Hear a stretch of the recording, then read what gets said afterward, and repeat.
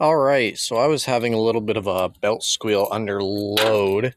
So I opened the hood, take off the belt, check some things. I don't know if y'all can see this, but kind of hard to tell, but this does have some play in it. As you can kind of see there. I already have a new belt tensioner, um, idler pulley, whatever you want to call it. I'm going to be installing that here soon, next time I get some chance. So that'll be a new video coming out shortly here. It's really not too bad. Just takes common hand tools, a little muscle, and that's about it.